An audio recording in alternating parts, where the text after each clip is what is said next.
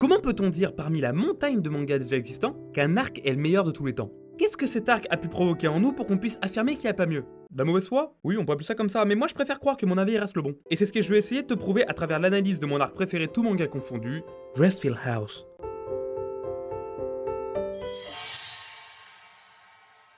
Je vais pas perdre de temps à te présenter le manga vu que t'es censé l'avoir lu, donc si t'as pas lu The Promised Neverland, tu sais quoi faire. Quand tu lis le manga, dès les premières pages, on saisit l'objectif de l'auteur, nous montrer à travers les yeux d'Emma le paradis dans lequel les enfants de Gracefield vivent. On ressent l'amour que porte Emma envers sa famille, on ressent la place qu'Emma occupe et ce qu'Isabella, sa mère, représente pour elle.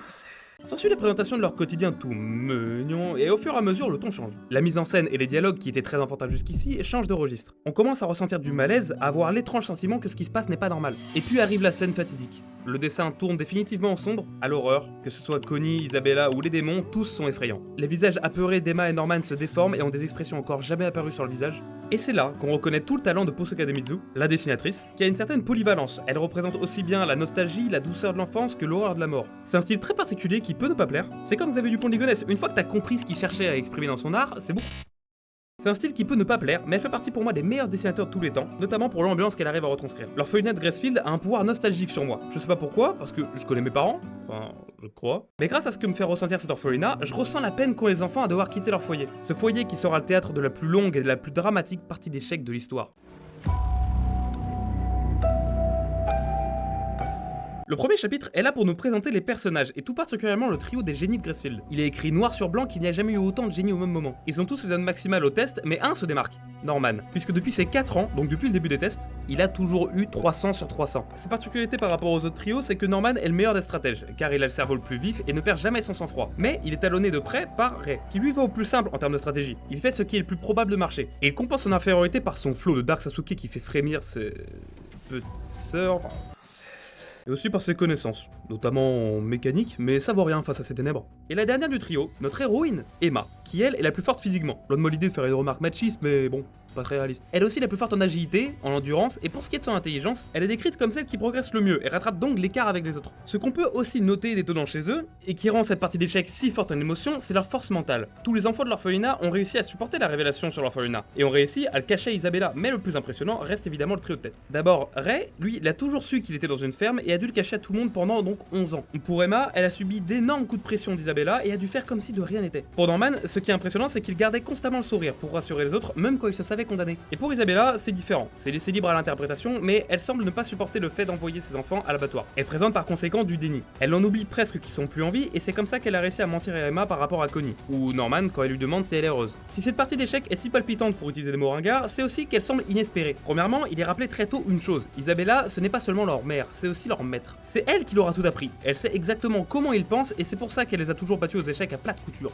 Et c'est parce que l'évasion est leur ultime revanche que je fais cette allusion aux échecs. On nous montre vraiment, à travers la domination qu'elle leur impose, qu'Isabella est juste trop forte en fait. Ça paraît impossible que des génies comme eux puissent absolument rien faire face à la Madre, donc ça montre son invincibilité. Et c'est d'ailleurs d'autant plus fort quand Kron arrive et qu'elle est plus forte que chaque enfant individuellement, mais elle se fait déboîter par Isabella. Puis t'en rajoutes une couche, Kron et les enfants font une alliance, mais même là, ils se prennent un enchaînement de fatality, mais ça, on en parlera plus tard. Tout ça, ça explique pourquoi on dit qu'Isabella est la meilleure et la plus jeune dirigeante d'orphelinat de tous les temps. Ce qui fait aussi que chaque erreur de la part des enfants serait fatale pour eux. Et personnellement, je trouve que cette façon de quantifier la puissance dans un shonen est tellement efficace que c'est la première fois que je ressens autant de puissance et d'invincibilité. Et cette fois-ci, on a droit qu'à un combat, et pas d'erreur possible. C'est pas comme un Zoro versus Mihawk, un Deku versus Shigaraki, ici, la défaite est fatale. Mais le combat mental est loin d'être monotone. C'est pas parce qu'ils font pas d'erreur qu'ils peuvent pas se faire attaquer par Isabella, et ce qui fait mal, c'est qu'à chaque fois qu'ils font un petit pas en avant, Isabella les remet 3 pas en arrière, supplément, ouvre la bouche que je dise pas à côté. Heureusement pour les enfants, Norman est là, et il a un tel sang-froid qu'il arrive à utiliser les attaques d'Isabella à son avantage, comme par exemple avec la taupe, où Norman nous a pondu dinguerie sur dinguerie. Et oui, si vous l'avez pas compris, j'ai beaucoup de désir pour ce petit enfant. Dernier aspect qui rend cette bataille si difficile, c'est son héroïne, Emma, qui impose énormément de contraintes, comme si c'était déjà pas assez dur de battre Isabella. Il faut maintenant qu'on se trimballe tous les enfants, et cette idée est tout simplement géniale, pour l'attention, comme je viens de le dire, mais surtout pour dresser le portrait d'Emma. Pourquoi Emma est-elle l'héroïne de The Promised Neverland? Parce qu'en soi, Norman est plus intelligent, il est beaucoup plus présent dans les décisions et la stratégie. Ray, lui, a une histoire bien plus tragique et aussi ultra intéressante stratégiquement. Mais Emma, elle, a beaucoup plus de traits de héros. Premièrement, son grand cœur. Un héros comme Goku, Superman, se doit de faire toujours le meilleur choix, de savoir pardonner et d'abandonner personne. Et en découle son ambition parce qu'il faut savoir assumer ses choix, qui sont bien plus durs à réaliser. Il demande de la réflexion et du sacrifice. Et Emma a-t-elle le niveau nécessaire pour assumer ses choix? pas pour l'instant. Elle va donc devoir progresser et ça c'est un autre aspect du héros. On la présente au début comme celle qui progresse le plus rapidement. Et effectivement, elle retient ses erreurs pour en faire une force. Par exemple, elle va faire confiance à toute sa famille après ne pas l'avoir fait avec Don et Gilda. Ou alors quand Krone aura déchiffré leur langage corporel, elle va en profiter pour duper Isabella. Et voilà, ça c'est ma femme. Elle a du répondant. Et comme type d'héroïne, je trouve particulièrement intéressant, surtout quand c'est bien fait. Elle est un flat character arc, c'est-à-dire que c'est pas elle qui se plie aux règles de ce monde, mais c'est elle qui les crée. En gros, c'est comme Luffy, et je trouve ça particulièrement fort dans ce contexte. Emma veut aller plus loin que s'évader, alors que c'est déjà presque impossible. Elle veut changer le monde, mettre fin à ses fermes. Et peu importe les difficultés qu'elle rencontrera, elle ne changera pas d'avis. Elle veut s'évader avec toute sa famille et arrêter les fermes. Point. Et tant qu'on parle de changer le monde, c'est aussi quelque chose de très important dans cet arc. Alors que les démons et le lore de ce monde n'est pas nécessaire à cet arc, on voit autant les démons dans cet arc que le soleil en Bretagne, et je parle en connaissance de cause. Kayu Shirai, l'auteur, a tout de même décidé d'enquêter sur ce monde pendant cet arc. Parce que l'évasion, ce n'est pas que s'évader. Il y a aussi la cavale et surtout la survie dans un monde qu'ils ne connaissent pas. Comment je sais ça? C'est grâce à mon ami Rachid, il a l'habitude de la tôle. Flamingo, t'as pas d'amis arabes. Là, tu camoufles juste ton racisme. C'est donc une transition vers les prochains arcs, qui eux se passeront à l'extérieur et l'élément le plus important pour la suite, qui permettra de changer le monde, William Minerva. Un allié qui leur permettra, grâce à de nombreux indices pour survivre, de savoir quoi faire. Et au moment où on découvre William Minerva, on pense que tout est devenu trop simple, et qu'ils vont réussir à sortir cette orphelinat. Et en plus, on se rend compte que Norman est beaucoup trop intelligent, il fait plus d'erreurs et il faut se rappeler de ce que j'ai dit plus tôt. À chaque pas en avant, Isabella te remet 3 pas en arrière. Mais quel est le prix pour un tome entier sans riposte de sa part? Isabella a tout simplement fait le plus grand enchaînement de dingueries de tous les temps. Chacune de ses attaques aurait suffi pour terminer les enfants. Et je vais te faire un petit rappel de tout son palmarès en seulement 100 pages. Elle tue Krone avec une insolence insolente, on apprend qu'elle est mèche avec la vieille mère Grance qui la rend totalement invincible, elle vire Ray qui était notre garde-maîtresse, elle empêche le repérage, elle te fait un discours de salopard et qui fait partie de mes scènes préférées du manga, elle brise la jambe d'Emma et 2 secondes plus tard, elle t'annonce la livraison de Norman. Voilà.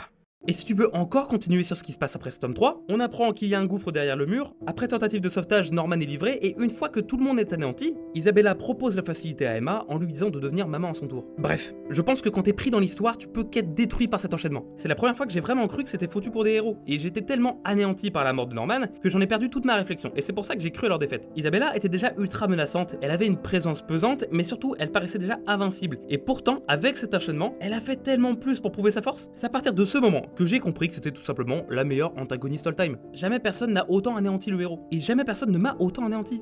À part peut-être la dureté de la vie, mon rouge de l'intérieur, tel de petits rats affamés de gruyère, plein de trous, telle mon existence, elle n'a rien à foutre de ta dépression. La puissance de cet antagoniste réside particulièrement dans la peur. Évidemment, parce qu'on l'a vu avec cet enchaînement, elle peut te détruire, mais ça va au-delà des actions. Sa présence et ses relations sont presque plus fortes. Son comportement avec Emma est ultra dérangeant, parce qu'elle est hyper affectueuse dans ses gestes et utilise des mots qui font mal. On sent, grâce à sa position, à quel point elle domine Emma. Ton nom est puanteur. Mais ce qui fait le plus mal dans tout ça, c'est qu'elle aime ses enfants et peut pas supporter de les voir souffrir.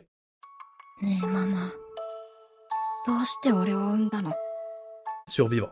Le seul et unique but d'Isabella était de survivre. Elle ne pouvait que devenir maman pour échapper à la mort. Enfin, pouvait-elle espérer à notre destin? Tout comme Ray, Isabella est pragmatique. Elle va aller au plus simple. Si l'évasion lui semblait impossible, si devenir maman était la seule option, c'est simplement parce qu'elle a abandonné trop vite. Changer le monde n'était pas une option, tellement c'était inatteignable. Donc, elle a préféré perpétuer ce système en se rassurant du fait que peu importe si elle survit ou non, ce monde ne changera pas. Tout ce qu'elle peut offrir de plus, c'est de l'amour envers ses enfants. Alors, c'est peut-être vrai dans le sens où elle aimait sincèrement ses enfants, et c'est sûrement cet amour qui les rend si exceptionnels. Mais どうして俺を産んだの？ elle se rend bien compte en apprenant que Ray est son fils que ce qu'elle fait est ignoble. Seulement, elle peut plus rien y faire. Personne peut changer ce monde. Dans la scène où Isabella propose à Emma de devenir maman, on comprend quelque chose d'hyper important pour comprendre le personnage d'Isabella. Elle est une Emma qui aurait abandonné à ce moment-là, qui aurait cédé. C'est d'autant plus parlant quand on voit Isabella jeune. Elle est aussi joyeuse et dynamique qu'Emma. Et cette scène prouve donc pourquoi Emma est la réelle héroïne. Elle a réussi là où son maître a échoué. Mais pourquoi Isabella a abandonné? Parce qu'elle semblait comme Emma. Mais ce qu'Isabella n'avait pas, c'est un putain d'homme, ok?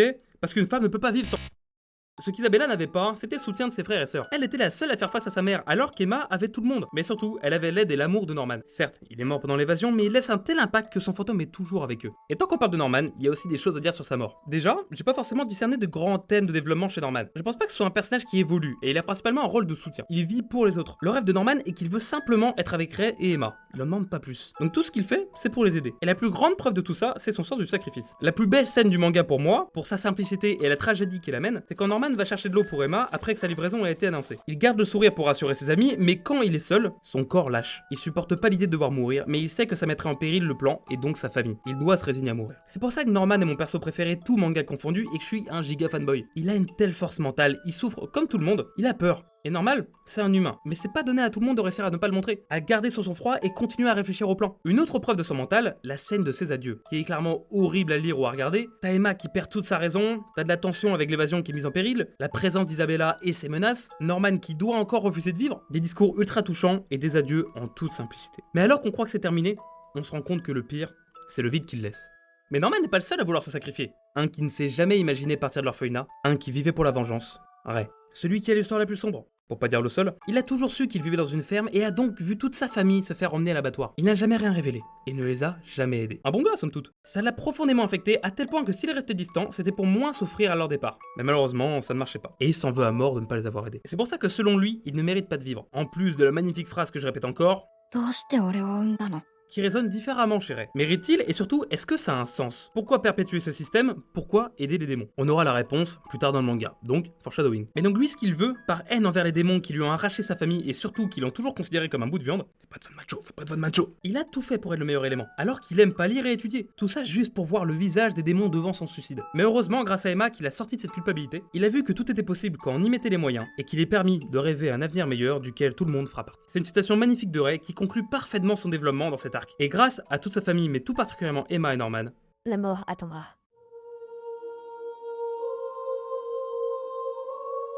le monde extérieur, la terre promise tant attendue, pour l'atteindre, il aura fallu passer par énormément d'épreuves, et ce, jusqu'à même l'évasion, qui est elle-même un symbole de maturité. Tout d'abord pour Emma, j'ai déjà dit plus tôt, mais c'est l'occasion pour Emma d'apprendre de ses erreurs, en trompant Isabella et en faisant confiance aux plus jeunes, et justement, les petits. Je trouve que c'est très intéressant de les mettre en avant maintenant, parce que déjà, ils seront bien plus présents dans les prochains arcs, mais surtout, vu qu'on les voyait très peu dans l'arc, on s'attendait vraiment pas à autant de dingueries, et surtout, Phil le GOAT, mon bébé d'amour. Ah bah c'est bon, on peut plus parler d'enfants sur YouTube. Et c'est grâce à l'évasion, d'ailleurs je prends note pour sortir le toll, qu'on se rend vraiment compte du poulet qu'est cet orphelinat. Poulet j'ai dit. Non, je... L'évasion, c'est aussi l'occasion pour Norman de passer le flambeau, particulièrement à Emma, qui maintenant doit assumer ses choix sans lui. Il y a toujours Ray, Dawn, Gilda, mais c'est à elle de remplacer Norman. Et c'est à ce moment-là qu'on se rend compte que Norman, il était pas comme un membre d'un trio normal de shonen, comme dans Naruto, Jujutsu Kaisen. Là, c'est un véritable mentor. C'est lui qui était le superviseur de tout et qui permettait la réussite du plan. Comment ne pas tomber amoureux de ce... J'ai rien dit. Et c'est pour ça que sans lui et sachant qu'il a échoué, en étant livré, Emma ne doit pas se contenter d'atteindre son niveau, qui était déjà stratosphérique, mais elle doit le dépasser. Et y arrivera-t-elle? Eh bien pour répondre à ces questions, on verra au prochain grand arc, Goldie Pond. Et tout dernier point, ce que je trouve fou, c'est que la solution trouvée pour réussir l'évasion était aussi un moyen d'étendre le manga, de le rendre plus ambitieux et de faire plus de fric accessoirement. Il va falloir revenir à Gracefield, sauver les moins de 4 ans, et aussi tous les autres orphelinats de Gracefield. Oh la honte, ils sont même pas capables de se battre tout seul. Bref, elle revient sur son souhait du premier tome. Ce qu'Emma veut maintenant, c'est pas de se contenter de survivre, mais de changer ce monde injuste. Eh ben, merci d'avoir regardé ma vidéo jusqu'ici. J'espère qu'elle vous aura plu, et j'ai dû être non exhaustif parce que la vidéo aurait été beaucoup trop longue, mais surtout, The Promised Neverland est pas réellement un manga propice à l'analyse. Tout se joue sur le suspense, et c'est pas forcément ouvert à l'interprétation. Donc savoir de quoi parler pour vanter les mérites de cet arc, c'est pas si facile. Si je t'avais juste fait un top 10 de mes scènes préférées, ça aurait pas été très constructif, donc j'ai fait une analyse mi-chronologique, mi-thématique. Si t'as des conseils ou des retours, je suis évidemment preneur. N'hésite donc pas à commenter, t'abonner, liker, partager, bref, tu connais la chanson. Ça me ferait vraiment plaisir, et ça me permettrait de savoir si ce format vous plaît. Sur ce, je te laisse. La bise mon enfant.